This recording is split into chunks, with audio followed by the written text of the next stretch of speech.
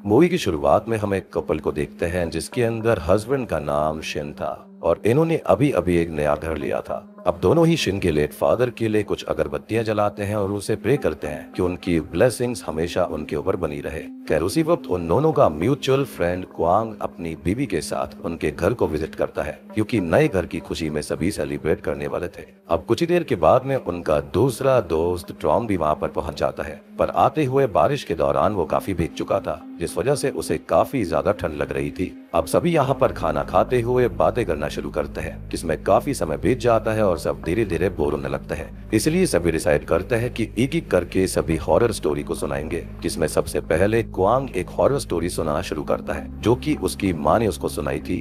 तो कहानी की शुरुआत होती है मिस वोंग से, जो कि एक एक्ट्रेस थी और अपने समय की सबसे फेमस और लीडिंग एक्ट्रेस उनको कहा जाता था। मिस वोंग काफी ज्यादा खूबसूरत थी जिस वजह से जहां भी वो जाती उनकी फोटोज लेने के लिए लोग उनके पीछे पागल रहा करते थे। लेकिन एक रात अचानक से उनकी पूरी जिंदगी बर्बाद हो गई जब रात के अंधेरे का फायदा उठाकर उनके ऊपर एक आदमी ने एसिड फेंक दिया जिससे कि उन्होंने अपनी खूबसूरती खो दी और उनका पूरा चेहरा बर्बाद हो चुका था। अब उस दिन के बाद से उनको पब्लिकली कहीं भी नहीं देखा गया और धीरे धीरे वो गायब हो गए। इस वक्त किसी को भी आइडिया नहीं है कि वो कहाँ पर है, जिंदा भी है या फिर उन्होंने खुदकुशी कर ली। अब ये कहानी मिन नाम की एक लड़की अपने बॉयफ्रेंड को सुना रही होती है, यानी कि कहानी के अंदर कहानी, जहाँ पर हम जान पाते हैं कि मिन का भी सपना है कि वो एक बड़ी एक्ट्रेस बने और मिस वोंग जितनी सक्सेस पाले। खैर इसके बाद अगले दिन हम मिन को मिसेस न्यू के घर पर देखते हैं जो कि खुद एक लीडिंग एक्ट्रेस थी और अपनी अगली मूवी के लिए एक न्यू फेस ढूंढ रही थी, जिसका क्राइटेरिया था कि उस न्यू एक्ट्रेस का फेस कुछ हद तक मिसेस वोंग से मिलना चाहिए।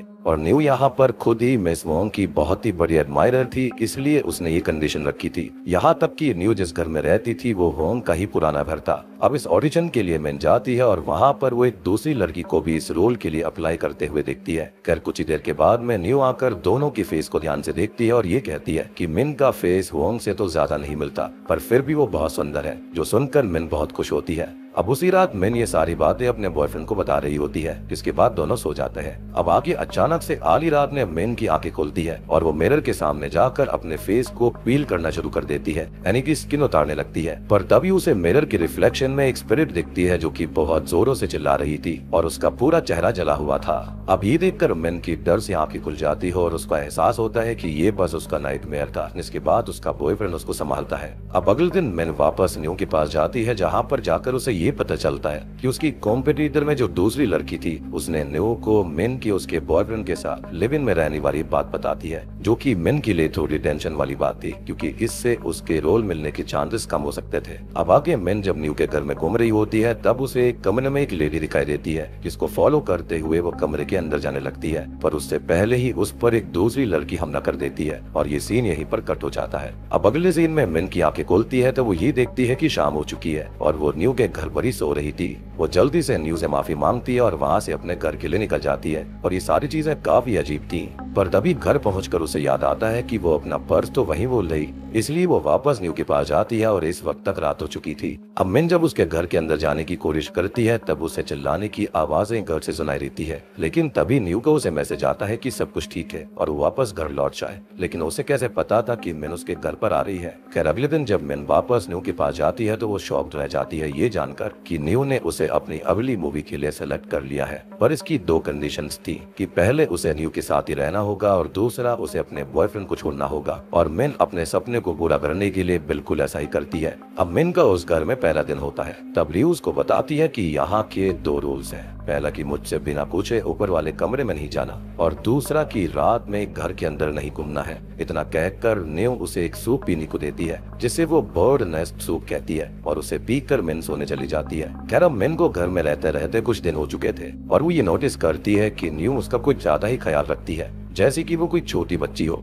यहाँ पर हम ये भी देख पाते हैं कि न्यू बहुत ही अजीब तरह से मिन के फेस को हमेशा टच करती रहती है, जो कि काफी अजीब बात थी। इनफैक्ट इस पूरी सिचुएशन में ही काफी अजीब चीजें थी। खैर अब एक रात हम जान पाते हैं कि मिन ने अपने बॉयफ्रेंड के साथ रिश्ता नहीं तोड़ा है और वो छुप कर उससे बातें करती है और इस चीज का आइडिया न्यू को भी हो जाता है, इसलिए मिन फाइनली अपने बॉयफ्रेंड के साथ ब्रेकअप कर लेती है। जिसके बाद अगले सुबह उसका बॉयफ्रेंड उससे बात करने न्यू के घर पर आता है, लेकिन न्यू ये बात मिन को नहीं बताती। उल्टा उसके बॉयफ्रेंड के जाने के बाद ने वो कुछ गुंडों को उसके बॉयफ्रेंड को ही मारने के लिए भेजती है, जिस दौरान उसका ट्रक से ही एक्सीडेंट हो जाता है। उसी रात मिन न्यू का दिया हुआ सूप नहीं पीती क्योंकि उसे धीरे धीरे न्यू पर शक हो रहा था। अब आगे आधी रात में मिन न्यू के कमरे के पास जाती है, जहाँ पर वो उसे अपने फेस के ऊपर की स्किन लेयर को निकालते हुए देखती है, जो कि बहुत ही वियर्ड चीज थी और उसने ऐसा ही कुछ अपने नाइटमेयर में देखा था, जिसको देखकर वो डर से वहाँ से भागने लगती है, लेकिन उससे पहले ही वो पकड़ी जाती है। अब मिन की जब आंखें खोलती है तो वो अपने सामने एक लेडी को बना हुआ पाती है, जिसके चेहरे की ऊपर की स्किन नहीं थी, और तब वो लेडी न्यू का पूरा सच उसे बताती है। वो बताती है कि जिसे वो न्यू समझ रही है वो न्यू नहीं बल्कि हुआंग है, यानी कि वही फेमस एक्ट्रेस जो कि एसिड अटैक के बाद अचानक गायब हो गई थी, और असल में न्यू वो खुद है।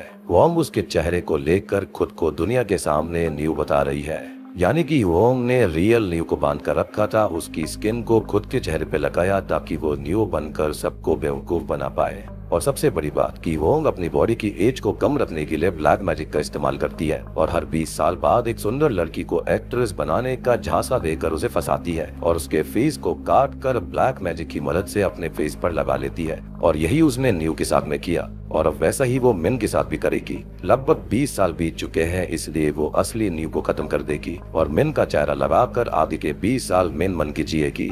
और इसलिए उसने कहा था कि उसे अकेले रहना होगा, अपने बॉयफ्रेंड को छोड़ना होगा, बेसिकली दुनिया से अलग ही रहना होगा ताकि उसके बारे में किसी को पता ही न चले। अब तभी वहाँ पर हुआंग न्यू को मारने आती है और मौका देखकर मिन वहाँ से भाग जाती है, पर पूरा घर हर तरफ से बंद था इसलिए वो वहाँ से नहीं भाग पाती। तभी पीछे से हुआंग आती है और मिन उसे ये कहती है कि तुम्हें यह चेहरा चाहिए ना, और इतना कहकर वो अपने चेहरे पर कट मार लेती है, जिसको देखकर हुआंग को बहुत गुस्सा आ जाता है और वो कई बार नाइफ से मिन को स्टैब करके उसे बुरी तरह खत्म कर देती है और इसी के साथ मिन का चैप्टर खत्म हो जाता है। खैर अब अगले सीन में हम रियल हुआंग को देख पाते हैं जिसने न्यू का चेहरा लगा ही लिया था और उसे एक दूसरी खूबसूरत लड़की के साथ दिखाया जाता है, जिसको वो कहती है कि तुम्हारे चेहरे में मुझे एक फ्यूचर एक्ट्रेस दिख रही है, यानी कि हुआंग अब इस लड़की को अपने ट्रैप में फंसाकर उसका चेहरा इस्तेमाल करने वाली थी। और इसी के साथ ये पहली कहानी खत्म हो जाती है, यानी कि हुआंग अपनी खूबसूरती से इतनी ज्यादा ऑब्सेस्ड हो रखी थी कि वो यहाँ पर जवान लड़कियों को फंसाती, उनका चेहरा खुद के लिए इस्तेमाल करती ताकि वो हमेशा के लिए जवान रहे और जिंदा रह पाए। और यही रीजन था कि उसका घर भी वही था जो कि हुआंग का था। ऑब्वियस ही बात है कि रियल हुआंग तो वही थी, तो अपने घर में ही तो वो रहेगी और कहाँ रहेगी, यानी कि वो गायब नहीं हुई थी, बस दूसरी लड़कियों का चेहरा खुद के चेहरे पर लगा लिया करती जो कि सुंदर होती थी, जिससे कि वो हमेशा जवान दिखती रहे। अब हम बढ़ते हैं दूसरी कहानी की तरफ, जो कि दाओ नाम की एक लड़की की थी जिसे मैजिक करना बहुत पसंद था। दाओ गुब्बारे बेचने का काम भी किया करता था और फ्री टाइम में बच्चों को जादू दिखाया करता था। अब उसी वक्त एक लड़की आकर दाओ से कहती है कि अगर वो उसको मैजिक दिखाएगा तो वो उसे कैंडी देगी, जिस पर वो कहता है कि आज तो ये पॉसिबल नहीं है, लेकिन वो उसे वादा करता है कि वो जल्दी ही उसको मैजिक दिखाएगा। अब आगे दाओ अपने घर लौट आता है, तब अपने पड़ोस में रहने वाली आंट नाम को देखकर वो उसके पास जाता है, जिनसे बात करने पर आंट नाम उसको ये बताती है कि उन्हें मरने से डर लगता है क्योंकि उसके बाद उन्हें अकेले ही हमेशा रहना होगा, जो बात दाओ को समझ नहीं आती और वो अपने घर चला जाता है। घर पर हम दाओ के डैड को भी देख पाते हैं जो कि एक रिचुअल परफॉर्म कर रहे थे और उसी दौरान वो किसी से माफी भी मांग रहे होते हैं। खैर कुछ ही देर के बाद में दाओ के डैड उसे ये कहते हैं कि उसे ये मैजिक वगैरह बंद करके एक स्टेबल जॉब ढूंढनी चाहिए, जिससे कि वो लोग ऑफरिंग खरीद पाएंगे, जो कि प्रोबेबली रिचुअल में दी जाने वाली ऑफरिंग की बात होगी। अब उसी रात जब दाओ घर से बाहर वॉक पर निकलता है तब उसे वही छोटी बच्ची वापस मिलती है जो कि उससे कहती है कि उसने उसे वादा किया था, और इतना कहकर वो वहाँ से भाग जाती है। जिसके बाद दाओ कुछ खाने के लिए वहीं पास वाले स्टॉल पर बैठ जाता है, लेकिन शॉकिंगली उसे वहाँ पर एक डीमन खाना सर्व करता है, जिसको देखकर उसकी हालत खराब हो जाती है। पर तभी उसकी आंखें खुलती है और उसको समझ आता है कि ये तो बस उसका एक बुरा सपना था। अब आगे दाओ एक दिन अपने डैड के सीक्रेट रूम में जाता है जहाँ पर वो रिचुअल परफॉर्म किया करते थे, और वहीं पर उसे एक बॉक्स के अंदर मैजिक से रिलेटेड चीजें मिलती हैं, जिससे कि ये श्योर था कि उसके डैड भी एक मैजिशियन हुआ करते थे। अब एज अ व्यूअर हम एक बच्चे की कहानी देखते हैं जिसे बचपन में मैजिक से प्यार हो गया था और उसने मैजिक सीखना शुरू किया, पर उसके परिवार ने कभी उसका समर्थन नहीं किया, यहाँ तक कि उन्होंने उसके जादू की चीजें उसके सामने ही जला दी, पर इससे उसका मैजिक को लेकर ऑब्सेशन खत्म नहीं हुआ था। अब आगे जाकर उसे एक मिरर का पीस मिला जिसके अंदर डेविल रहता था, और उस दिन से उस लड़के ने प्रोफेशनल की तरह स्टेजेस पर मैजिक परफॉर्म करना शुरू किया, पर इन चीजों के रिटर्न में उसे हर रोज डेविल को एक नया मैजिक दिखाना होता, लेकिन आगे जाकर वो ये करने में फेल हो चुका था, जिसके बाद आगे चलकर उसके मैजिक ट्रिक्स ब्रूटली फेल हो गए और उससे लोगों की जाने जाने लगी। तब वो लड़का सिर्फ डेविल के सामने आकर उसे मैजिक ना दिखाने के लिए माफी मांगता रहता था, और वो लड़का कोई और नहीं बल्कि दाओ के ही डैड थे। और यही रीजन था वो उसको ये कहा करते थे कि उसे कोई स्टेबल जॉब ढूंढनी चाहिए। और ऑब्वियस सी बात है कि वो उसका बेटा है तो उसके अंदर भी यही चीज होगी, यानी कि जादू के लिए ऑब्सेशन। और उसके डैड के रिचुअल रूम में रखा हुआ मिरर वही डेविल मिरर का पीस है जिसके अंदर डेविल रहता है। अब दाओ को शाम को एक काफी शॉकिंग बात पता चलती है। इनफैक्ट आप सभी भी बहुत ही ज्यादा चौंक जाओगे। तो असल में उसके नेबर में जो आंटी रहा करती थी ना, उसकी मौत तो बहुत पहले ही हो गई थी। जी हाँ, उनके घर में लंबे समय से कोई भी नहीं था। खैर दूसरी तरफ हम दाओ के डैड को खुद को डेविल के सामने ही सैक्रिफाइस करते हुए देखते हैं, क्योंकि उन्होंने दिया हुआ प्रॉमिस तोड़ा था। पर सही मौके पर दाओ आकर उनको बचा लेता है और तभी उसे वही छोटी बच्ची वापस दिखाई देती है जो कि उसे ये कहती है कि उसने वादा तोड़ा है। तो मे भी हो सकता है कि ये छोटी बच्ची ही डेविल हो, और जो डीमन उसे खाना सर्व कर रहा था वो भी यही था। और इसी छोटी बच्ची ने यानी कि इस डेविल ने उस दिन दाओ से मैजिक दिखाने का प्रॉमिस ले लिया और उसे एक ट्रैप में बांध दिया। एनीवेज अब यहाँ से दाओ जब अपने घर जाता है तो उसके डैड सामने बैठे हुए दिखाई देते हैं, जिसके बाद दाओ उनके पास जाता है, पर उसके डैड उसे नाइफ से स्टैब कर देते हैं और कहते हैं कि तुम असली नहीं हो और मैं और तुम एक ही हैं। जो कि यहाँ पर आपको कंफ्यूजिंग लग रहा होगा, पर मैं आपको समझाता हूँ। तो इसका मतलब ये था कि दाओ के डैड का कोई बेटा था ही नहीं, यानी कि दाओ जैसा कोई कैरेक्टर एग्जिस्ट ही नहीं करता था, और ये बस उसके डैड की एक इमेजिनेशन थी अपने अकेलेपन को खत्म करने के लिए। और आखिर में उन्होंने अपने बेटे को नहीं बल्कि खुद को ही खत्म कर लिया, क्योंकि ये एक मेटाफर है और इसलिए अंत में उनकी मौत हो जाती है, जिसके साथ ही ये दूसरी कहानी भी यहीं पर खत्म हो गई थी। यानी कि डेविल से बचा नहीं जा सकता, उसने प्रॉमिस तोड़ा जिसके चलते उसे खुद को ही खत्म करना पड़ गया, क्योंकि डेविल उसको टॉर्चर कर रहा था। और सबसे बड़ी बात, जिस मैजिक से वो इतना प्यार किया करता था अब वो उसको परफॉर्म नहीं कर सकता था, तो उसके जीने का कोई मकसद रह ही नहीं गया था। अब शिन तीसरी कहानी सुनाना शुरू करता है और वो कुछ ऐसी थी। कहानी की शुरुआत मिसेस यांग नाम की एक लेडी से होती है जिन्हें अपनी बहन कुट की बैरिड बॉडी ढूंढनी थी। इसके अंदर जिंग नाम का एक आदमी भी उनकी मदद कर रहा था और वो उन्हें मिस बेक नाम की एक लेडी के पास लेकर जाता है जो कि एक साइकिक प्रीस्ट होती है। अब बेक उनसे पूछते हैं कि कुट की जान कैसे गई थी और आज क्यों वो लोग उसकी बॉडी को ढूंढ रहे हैं, जिसमें बेक को कोई खास जवाब तो नहीं मिलता, पर वो लोग उसे मिस कुट की एक फोटो देकर चले जाते हैं। अब रात में बेक को एक नाइटमेयर आता है जिसके अंदर एक डरावना डीमन उसे हॉन्ट कर रहा था और बेक ये देखकर जाग जाती है और उसको समझ में आता है कि ये सब मिस कुट की फोटो की वजह से हो रहा था।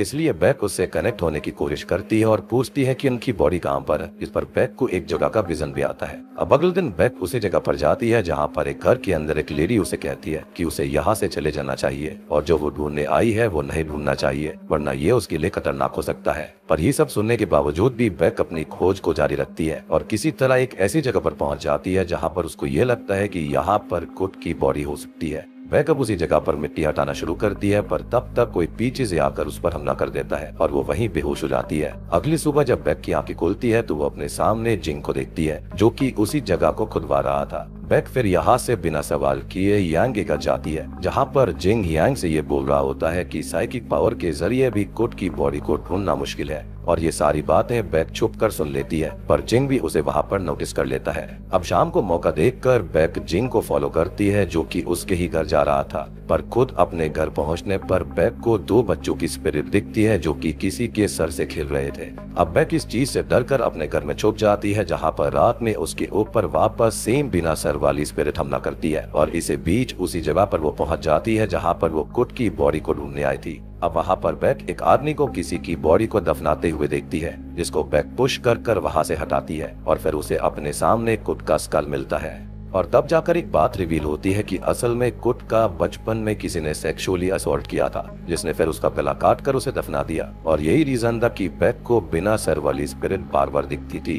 अब तभी वो आदमी पीछे से आकर बेक का भी गला काट देता है, लेकिन इससे उसकी मौत नहीं होती, उल्टा उसे अपने सामने कुट की स्पिरिट दिखती है जो कि उसके अंदर आ जाती है। और तभी वहाँ पर हियांग और जिंग भी पहुंच जाते हैं जिनको फाइनली अब कुट की बॉडी मिल चुकी थी। और दोस्तों अब यहाँ पर खुलते हैं इस कहानी के असली पत्ते। असल में बेक कुट की ही स्पिरिट थी और बेक जैसी कोई लेडी एग्जिस्ट ही नहीं करती, और ये बात जिंग को पहले से ही पता थी। जिंग खुद एक साइकिक प्रीस्ट था जिसे कुट की बॉडी को ढूंढने का काम मिला था, लेकिन उसके हिसाब से बात ये थी कि अगर हम किसी की बॉडी की स्पिरिट को ये ढूंढ ले तो वो अपने आप ही बॉडी को भी ढूंढ लेगी, और होता भी ऐसा ही है। कहानी के अंत में हियांग कुट को रेस्पेक्टफुली श्रद्धांजलि देती है जिसके बाद कुट की स्पिरिट वहाँ से चली जाती है। और तीसरी और आखिरी कहानी यहीं पर खत्म हो जाती है। यानी कि यहाँ पर मिसेस यांग खाली अपनी बहन की बॉडी को ढूंढकर उसको एक श्रद्धांजलि देना चाहती थी, यानी कि उसकी स्पिरिट को रेस्ट इन पीस करना चाहती थी। खैर अब यहाँ पर पांचों लोग कहानियों को सुनकर थक चुके थे और सुनाकर भी थक गए थे, जिसके बाद वो सोने चले जाते हैं। पर सबके जाने के बाद वह हम ट्रोंग को देखते हैं जो कि अजीब तरह से चलते हुए शिन के डैड की फोटो के पास आ रहा था। तभी हम न्यूज में ये देख पाते हैं कि एक 27 साल के लड़के की हाल ही में ही शाम को रोड एक्सीडेंट की वजह से मौत हुई है, जिसके अंदर उसका पूरा चेहरा बिगड़ चुका था।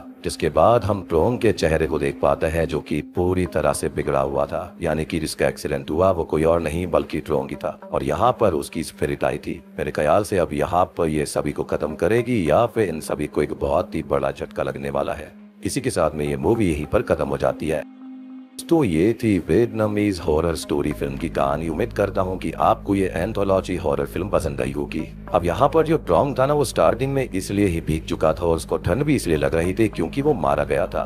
और हमने अक्सर हॉरर मूवीज के अंदर देखा है जो कि मर जाते हैं या फिर उनकी जो स्पिरिट होती है वो बहुत ही ज्यादा ठंडे होते हैं, बिल्कुल कोल्ड होते हैं। तो ये एक बहुत ही सडल हिंट था स्टार्टिंग में। और अब आप यहाँ पर ये सोच रहे हो भी कि ये कहानियां आपस में कैसे कनेक्टेड है। तो देखो यहाँ पर ये डायरेक्टली कनेक्टेड तो नजर नहीं आती, लेकिन हाँ ये थोड़ी बहुत इस तरह से कनेक्ट हो सकती है कि जैसे पहले कहानी के अंदर उस लेडी का चेहरा बिगड़ चुका था, ऐसे ही ट्रोंग का चेहरा बिगड़ा हुआ था। बाकी दो कहानियों के अंदर हमको समझ में आता है कि वो खाली स्पिरिट थी, ना कि वो रियल लोग थे। ऐसे ही यहाँ पर ट्रोंग भी एक स्पिरिट था। तो इस तरह से ये कहानी आपस में कनेक्टेड थी और शायद से इसलिए ही ट्रोंग ने कुछ रिएक्शंस भी नहीं दिए थे। तो उम्मीद करता हूँ कि आपको ये एक्सप्लेनेशन और थियोरीज पसंद आई होंगी। पसंद आई है तो वीडियो को लाइक कर देना, चैनल के ऊपर नए हैं तो सब्सक्राइब कर लीजिए।